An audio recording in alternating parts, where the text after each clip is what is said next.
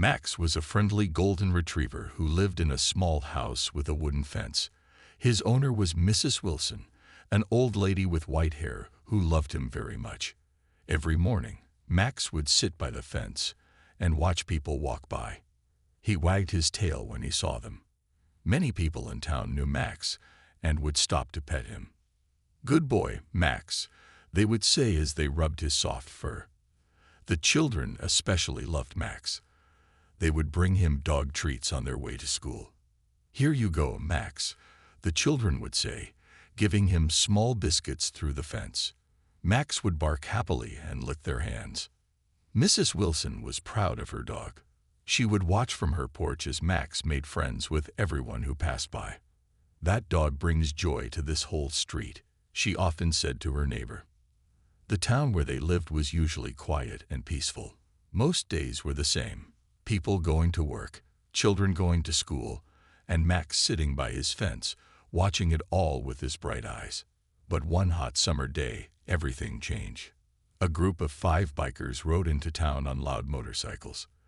They wore black leather jackets with patches on them.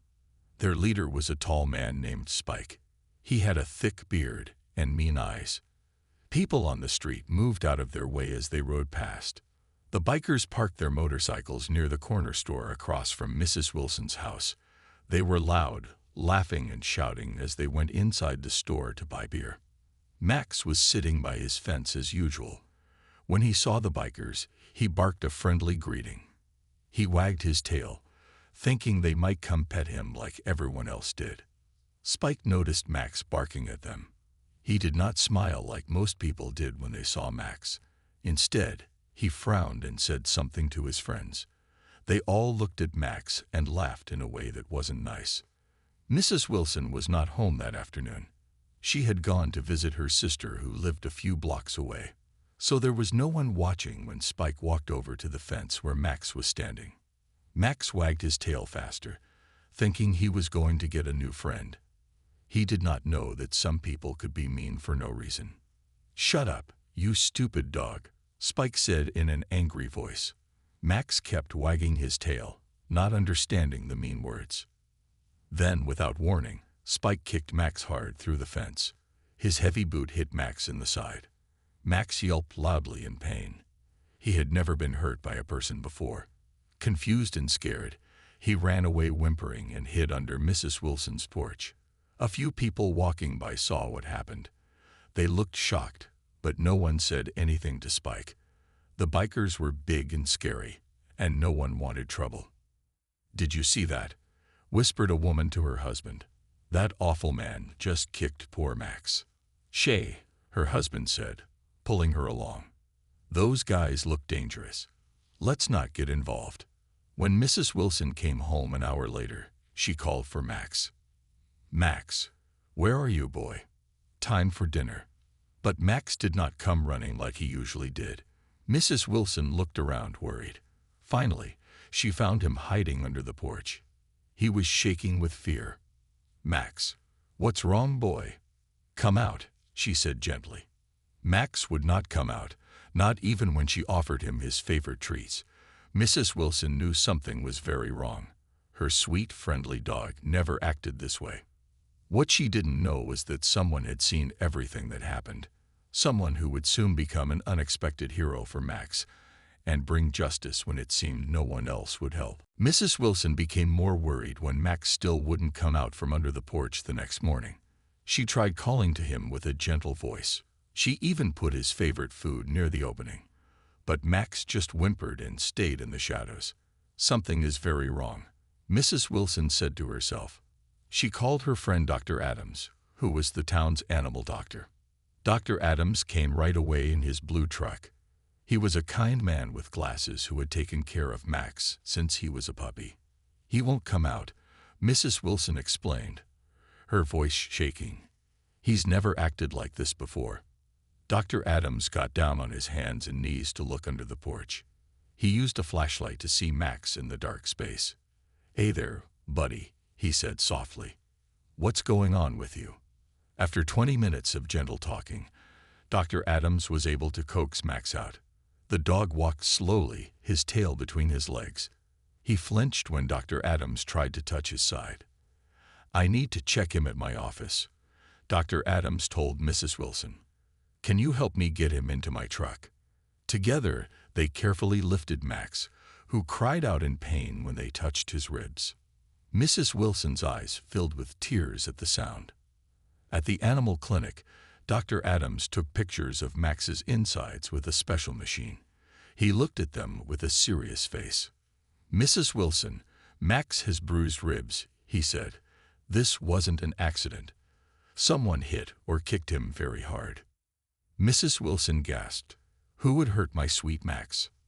"I don't know," said Dr. Adams, "but this was done by a person, not from falling or running into something." He gave Mrs. Wilson medicine for Max's pain and told her the dog needed to rest for several weeks. Before she left, Dr. Adams handed her a paper. "This is the bill," he said quietly. "I know it's a lot of money." Mrs. Wilson looked at the number and her heart sank. On her small monthly check, she didn't have enough to pay for all of Max's care. "I'll figure something out," she said, trying to sound brave. Back at home, Mrs. Wilson made a soft bed for Max in the living room. He still seemed scared and sad. He would jump at loud noises and look toward the front fence with fear in his eyes. While Mrs. Wilson was sitting on her porch that evening, she noticed the bikers were still in town. They had parked their motorcycles outside the bar down the street. People walked on the other side of the road to avoid them.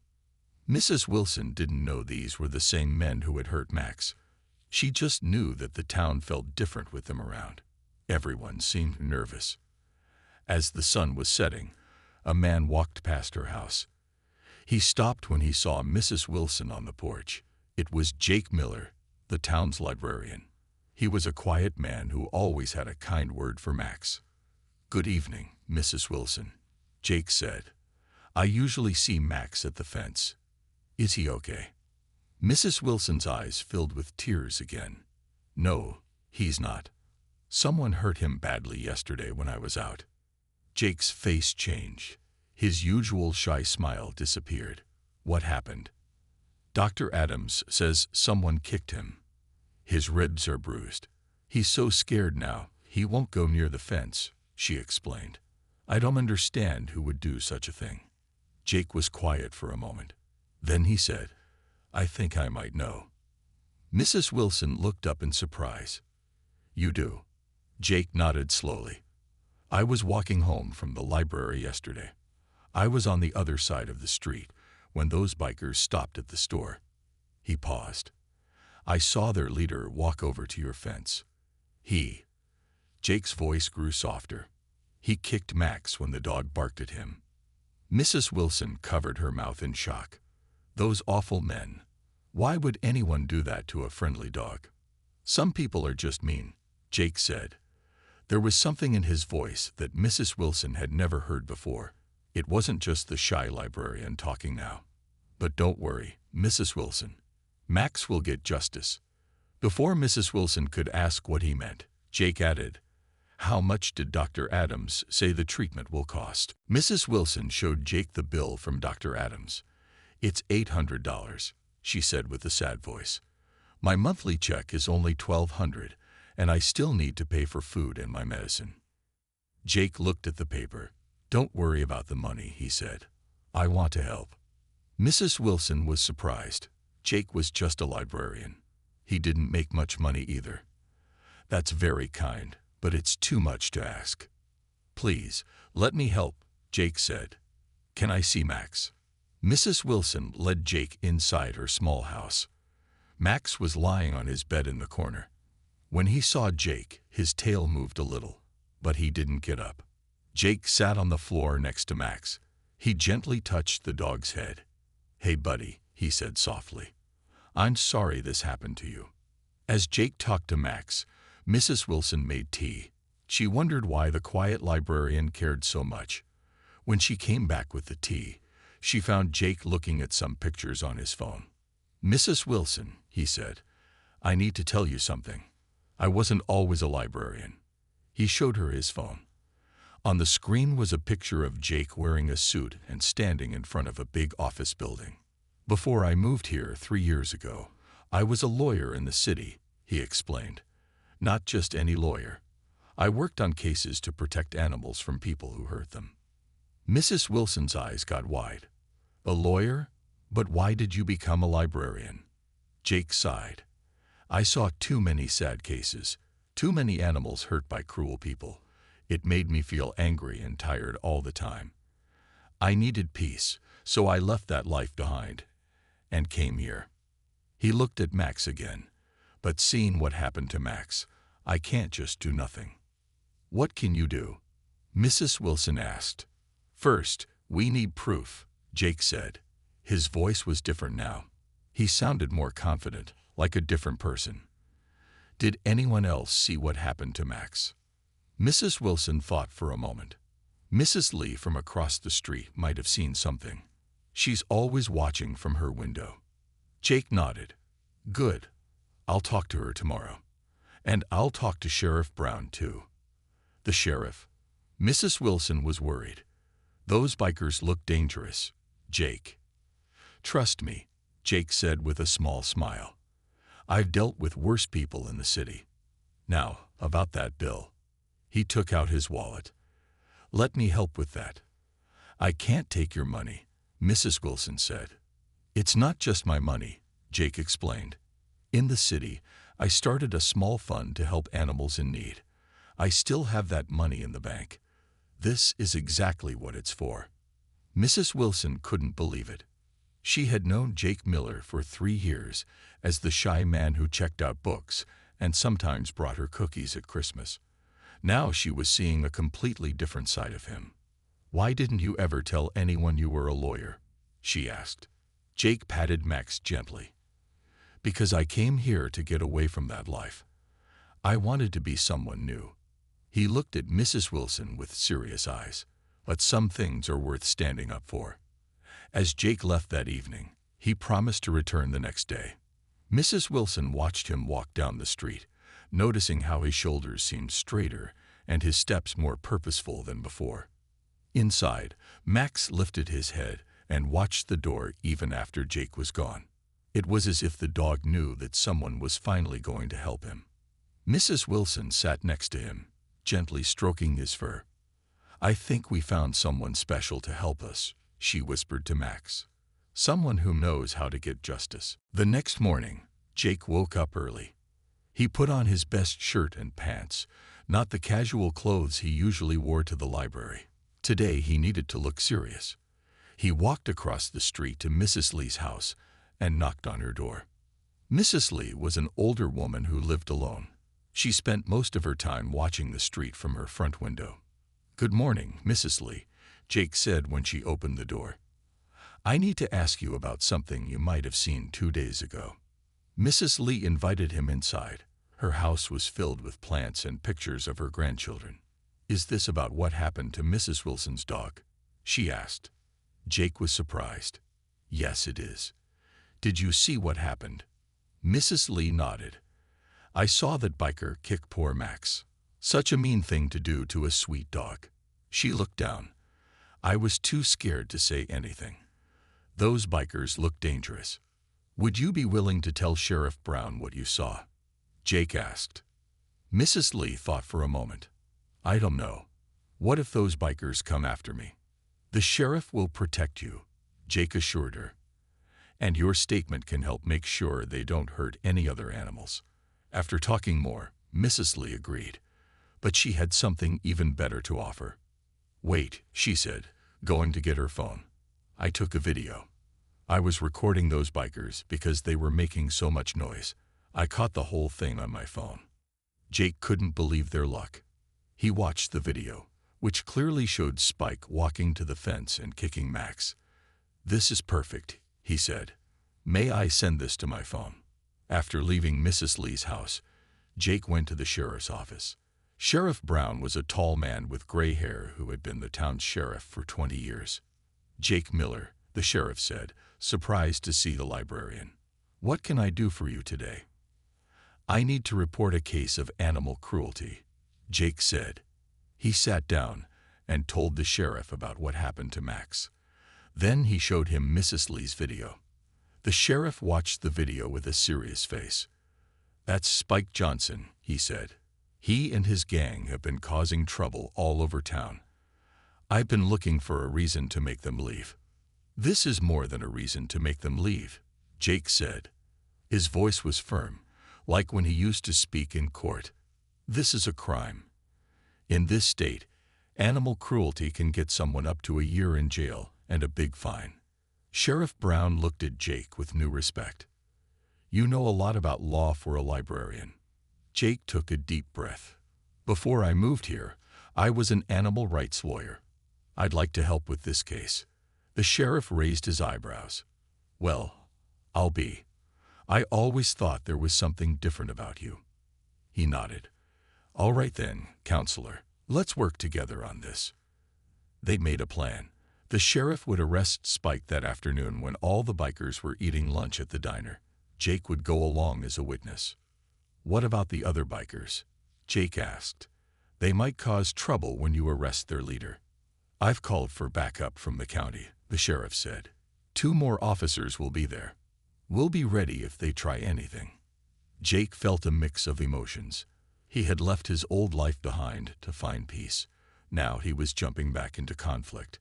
But when he thought of Max hiding under the porch, trembling with fear, he knew he was doing the right thing. Before going to the diner, Jake stopped by Mrs. Wilson's house. Max was still resting, but he wagged his tail when he saw Jake.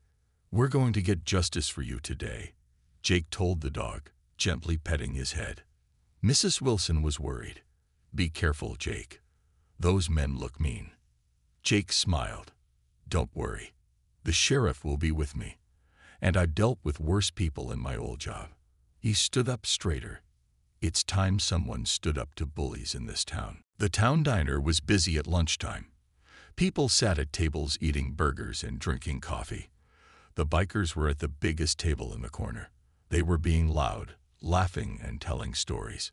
Spike sat in the middle, acting like he was the most important person there. The other people in the diner tried to ignore the bikers. Parents kept their children close. The waitress looked nervous when she took their orders. At exactly noon, Sheriff Brown walked in with Jake and 2 officers from the county. The diner got very quiet. Everyone watched as they walked straight to the bikers' table. "Spike Johnson," Sheriff Brown said in a loud, clear voice. Spike looked up with an angry face. "What do you want?" "You're under arrest for animal cruelty," the sheriff said. He pulled out his handcuffs. Spike laughed. "Animal cruelty? What are you talking about?" That's when Jake stepped forward. 2 days ago, you kicked a golden retriever named Max through a fence. The dog has bruised ribs. We have a video showing you doing it." The other bikers stood up. They looked big and threatening. The 2 county officers moved closer, hands on their belts. "Who is this guy?" Spike asked, looking at Jake with mean eyes. "My name is Jake Miller," Jake said. His voice was strong and didn't shake at all. "I'm representing Mrs. Wilson, the dog's owner, in a lawsuit against you." "A lawsuit?" Spike laughed again. "You're just a nobody in a small town." Jake took a step closer. "Actually, I'm a licensed attorney with 10 years of experience in animal cruelty cases. Before today, I've won 27 similar cases. You're facing criminal charges and a civil lawsuit for the harm you caused." The diner was completely silent now. Everyone was watching and listening. No one had ever seen quiet Jake Miller like this before. One of the bikers, a big man with tattoos on his arms, stood up. "You can't just come in here and—" "Sit down," one of the county officers said firmly, "unless you want to be arrested too." Sheriff Brown put the handcuffs on Spike, who was no longer smiling. "You have the right to remain silent," the sheriff began. "This is ridiculous," Spike said, trying to pull away. "It was just a stupid dog." Jake's face got red with anger. "That stupid dog is a living creature who never did anything to hurt you. He brings joy to everyone in this town. Everyone except bullies like you." People in the diner started to nod. Some even clapped quietly. "You're making a big mistake," Spike threatened as the sheriff led him toward the door. "My friends won't let this happen." The other bikers looked at each other, unsure what to do. Their leader was being taken away, but the officers were watching them closely. "If any of you interfere with this arrest," Jake said to the bikers, "you'll be charged as accomplices. If you're smart, you'll leave town today and not come back." As they walked out of the diner, people started talking all at once. Jake could hear them saying his name, sounding surprised and impressed. The shy librarian had a whole other side no one knew about. Outside, Sheriff Brown put Spike in the police car. "You did good in there," he told Jake. "Haven't seen anyone stand up to those guys like that." Jake watched as the police car drove away with Spike in the back seat. He felt strange. For 3 years, he had avoided conflict and kept to himself. Now he was back in the middle of a case, fighting for justice like he used to. "I need to tell Mrs. Wilson what happened," Jake said. "She'll want to know Max is getting justice." As Jake walked back through town, people came out of shops to talk to him. They had already heard about what happened at the diner. News traveled fast in a small town. "Is it true you used to be a big-time lawyer?" Mr. Peterson from the hardware store asked. "Not big time," Jake said with a small smile. "But yes, I was a lawyer." By the time Jake reached Mrs. Wilson's house, it seemed like the whole town knew his secret. Mrs. Wilson was waiting anxiously on her porch when Jake arrived. "What happened?" she asked right away. "I heard sirens earlier." Jake sat down beside her and told her everything about the arrest at the diner. "Spike is in jail now. He'll have to go before a judge tomorrow." "And the other bikers?" Mrs. Wilson asked, looking worried.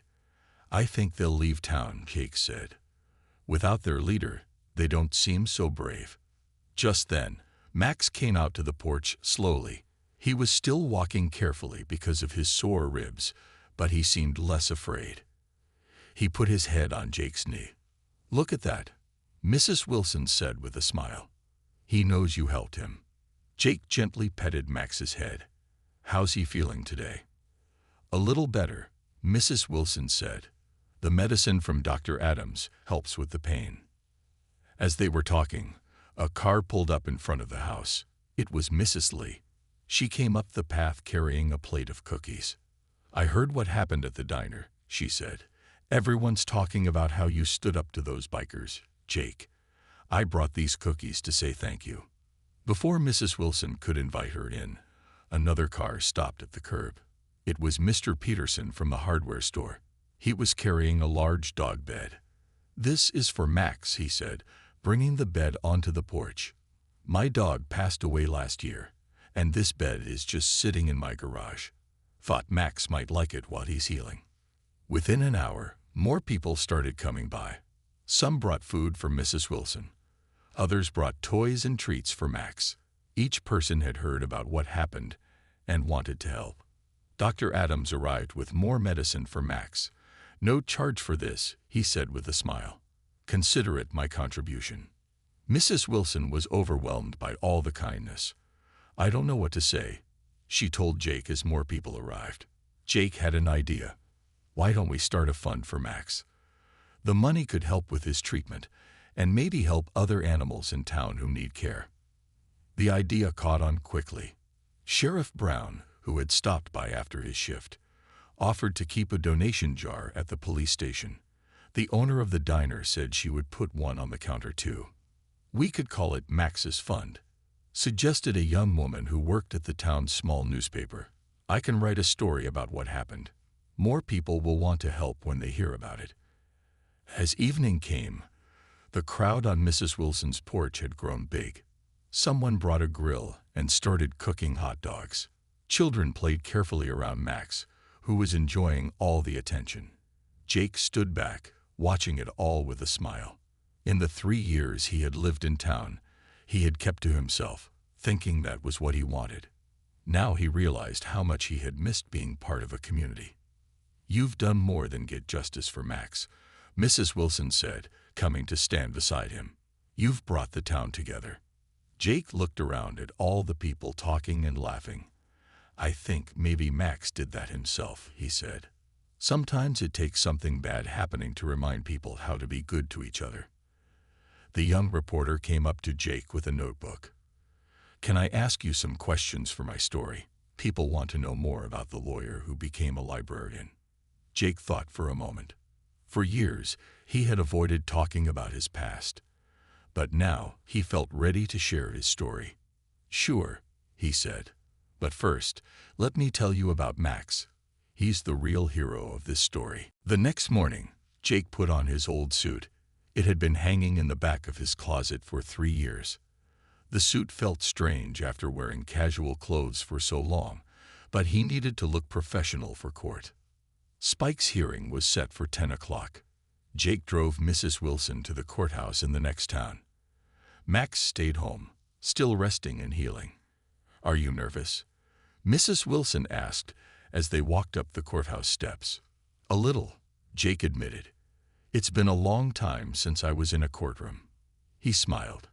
"But I'm ready." Inside, Sheriff Brown was waiting with Mrs. Lee, who would tell the judge what she saw. The video from her phone was the strongest evidence they had. The courtroom was not very big, but it was almost full. Many people from town had come to watch. They wanted to see justice for Max. When Spike was brought in wearing handcuffs, he looked angry. He glared at Jake and Mrs. Wilson. The judge, an older woman with serious eyes, called the court to order. She listened as the prosecutor explained the charges against Spike. Then she watched Mrs. Lee's video. "Clear evidence of animal cruelty," the judge said, frowning at Spike. "How do you plead?" "Not guilty," Spike said loudly. "It was just a dog. This is a waste of time." The judge did not look happy with his answer. "Mr. Johnson, in this court, we take harm to animals very seriously. They cannot speak for themselves, so we must speak for them." Jake stood up. "Your Honor, I represent the dog's owner, Mrs. Wilson. We would like to file a civil case for damages." The judge looked surprised. "You're an attorney, Mr. Miller. I thought you were the town librarian." "I'm both, Your Honor," Jake said. "I've been licensed to practice law in this state for 12 years. The judge nodded. "Very well. The civil case will be handled separately." She turned back to Spike.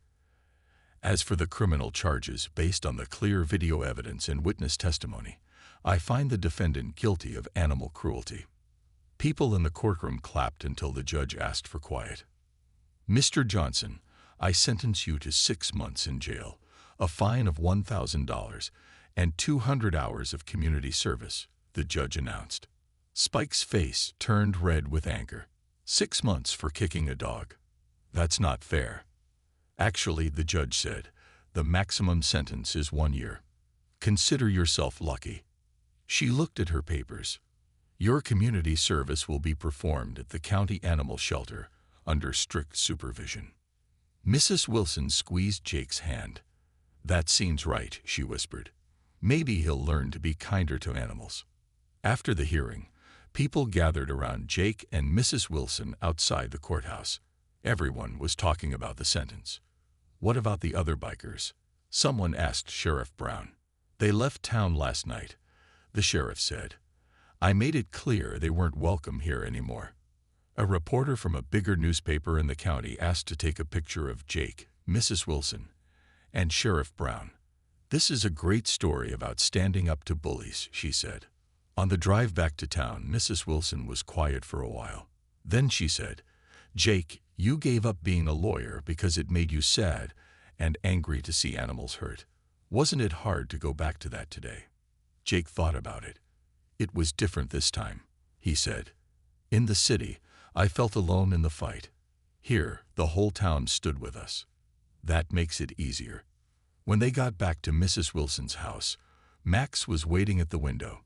He looked better already, his tail wagging when he saw them. "Look at you," Jake said, kneeling to pet the dog gently.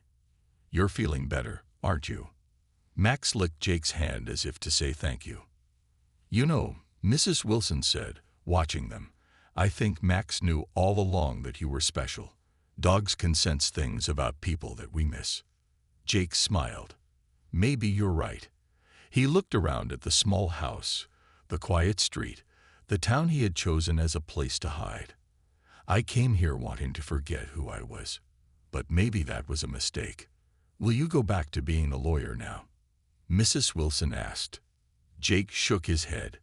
No, I like being a librarian. But maybe I can be both. Maybe I can help with cases like this when needed. Max moved to sit between them, his warm body a reminder of why the fight had been worth it. The unexpected hero, Mrs. Wilson said softly, petting Max's golden fur. That's what the newspaper called you, Jake. But I think there are two heroes in this story. 2 weeks passed. The story of Max, Mrs. Wilson, and Jake had spread beyond their small town. A big newspaper in the city even wrote about it. They called it The Librarian Lawyer and the Dog Who Found Justice. Max was getting better every day. He could walk without pain now, and his fear was going away. He started sitting by the fence again, but he was more careful around strangers. One sunny morning, Jake was working at the library when a woman he didn't know came in. She wore a nice suit and carried a folder. "Are you Jake Miller?" she asked. Jake nodded. "Yes, I am. How can I help you?" The woman smiled. "My name is Sarah Chen. I'm from the Animal Protection Society in the city." She sat down at Jake's desk. "We read about what you did for Max. We're very impressed." Jake felt his face get red. He wasn't used to praise. "I just did what was right," he said. "That's exactly why I'm here," Sarah said. She opened her folder. "Our society helps animals who have been hurt or treated badly. We work with lawyers who take cases for free to help these animals. We'd like you to join our network." Jake was surprised. "But I don't practice law anymore. I'm a librarian now." "You can be both," Sarah said. "We only need your help a few times a year for cases in this county. You can still be a librarian, but also use your legal skills when animals need help." Jake thought about it. He had enjoyed being in court again, fighting for what was right, but he also loved his quiet life at the library. "I'd like some time to think about it," he said. "Of course," Sarah replied. She left her card. "Call me when you decide." After work, Jake went to see Mrs. Wilson and Max. He found them in the backyard, where Max was playing with a ball. The dog looked almost back to normal. "He's doing so well," Jake said, watching Max run. Mrs. Wilson nodded.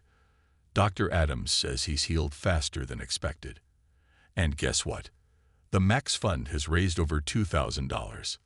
"That's amazing," Jake said. "What will you do with all that money?" "Well, after paying for Max's bills, there's a lot left over," Mrs. Wilson said. "I was thinking maybe we could help other animals who need care." Jake told her about the visit from Sarah Chen. "She wants me to be part of their lawyer network, to help animals in this county." "That sounds perfect for you," Mrs. Wilson said. "You could do what you love without going back to the city." Max came over with his ball, dropping it at Jake's feet. Jake threw it gently, and Max ran after it. "Look at him," Mrs. Wilson said. "He's not just healed on the outside. He's not afraid anymore. Because of you, Jake." Jake watched the golden dog playing happily. Max had been hurt by someone mean, but now he was living without fear again. Maybe Jake could do the same. Maybe he could face the things that had made him leave his old life without letting them take over. "I think I'll call Miss Chen tomorrow," Jake said. "I'll tell her yes." That evening, Jake, Mrs. Wilson, and Max sat on the porch.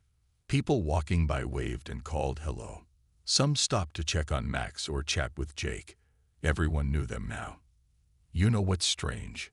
Jake said. "I came to this town to be alone, to hide from the world. Now I know more people than I ever did in the city." Mrs. Wilson smiled. "Sometimes what we're running from isn't what we think it is." Max put his head on Jake's knee. The dog who had been kicked by a cruel stranger had found more than justice. He had helped a man find his purpose again. As the sun set, Jake made a decision. He would help Mrs. Wilson use the extra money from the Max Fund to start a small animal help center in town. With his legal knowledge and her caring heart, they could make a difference for many animals. Max's story isn't over yet, Jake said, patting the golden fur. I think it's just beginning. 6 months later, Max was completely healed. His golden fur shone in the sun as he greeted people walking past Mrs. Wilson's fence. But now, a new sign hung on the fence: Max's Animal Help Center, around back. Behind Mrs. Wilson's small house, a new building stood. It wasn't very big, but it was new and clean. Inside were rooms for animals who needed help, a small office, and an exam room where Dr. Adams came twice a week to check on the animals. The center had started with the money from Max's fund. Then more people in town donated. A builder gave them a good price on the work. The hardware store donated materials. Everyone wanted to help. Jake still worked at the library during the day, but on evenings and weekends, he could be found at the center, helping Mrs. Wilson or working on cases for the Animal Protection Society. So far, he had helped 5 animals who had been hurt or left alone. One of those cases involved a man who kept too many cats in a small apartment. Jake had worked with the court to find new homes for the cats and get help for the man, who was old and confused. Today was a special day. Spike Johnson was being released from jail after serving his 6 months. As part of his sentence, he had to complete 200 hours of community service at an animal shelter. The judge had decided that he would do those hours at Max's Animal Help Center. "Are you sure about this?" Sheriff Brown asked Jake and Mrs. Wilson. "You don't have to take him. Everyone deserves a second chance," Mrs. Wilson said. "Maybe working with animals will help him change." Jake wasn't so sure, but he agreed to try. "If he causes any trouble, we can send him back to the judge," he said. At 10 in the morning, a police car pulled up. Spike got out, looking thinner than before. His beard was shorter, and his eyes weren't as mean.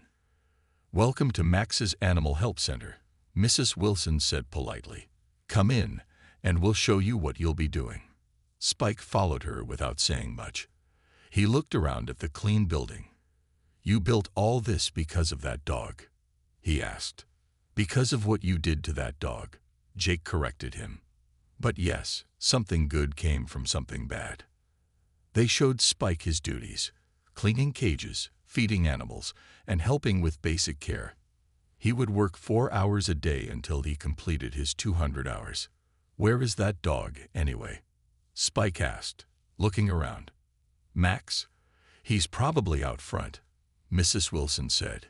"He still likes to watch people go by." As they walked to the front yard, Max saw them coming. When he saw Spike, he stopped and stared.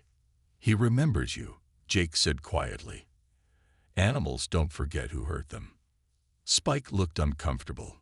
He didn't meet Max's eyes. After a moment, he reached into his pocket and pulled out a dog treat. "The officer said I should bring this," he said. "Can I give it to him?" Jake and Mrs. Wilson were surprised. They nodded. Spike walked slowly toward Max, holding out the treat. "Hey, dog," he said awkwardly. "I'm sorry about what I did." Max stayed still, watching Spike carefully.